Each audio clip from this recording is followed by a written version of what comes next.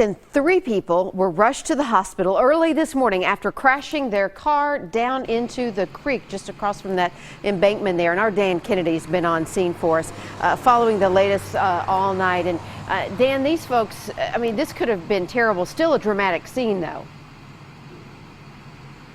Very dramatic. All 3 expected to be okay, Amy. I just talked to the homeowner who lives right up along driveway right outside of where this happened. He says people treat his road 45 miles per hour like a racetrack, and there's plenty of curves. And apparently what happened this morning, we don't yet know if speed is a factor, but the folks in this car lost control, overcorrected, went off this the side of the road, nailed this guardrail, nailed this man's mailbox, and then went down this embankment. He said it's snake-filled, and they went down about 20 yards or so. That's where they ended up, in a creek.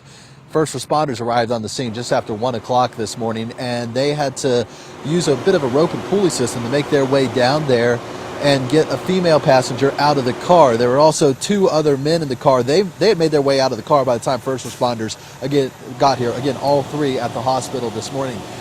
We just spoke with the homeowner who lives not far away, the one who says folks treat this like a racetrack. Here's how many times he says he has to replace his mailbox a year. Listen. 5 to 6 mailboxes a year. I've told Metro about it, but I mean, they still won't come out and straighten this curve or keep them bushes over that trim bank while we can turn in. I mean, I literally have to do it or pay someone to do it.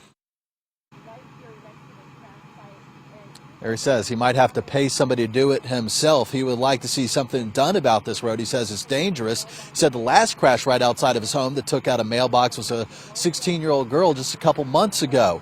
And if you do the math, he says he's lived here about 30 years. If he does replace 5 to 6 mailboxes a year, that's about 150 mailboxes he's replaced in his lifetime. Again, the 3 people in that car expected to be okay this morning. Reporting live this morning in West Nashville, Dan Kennedy, News Channel 5.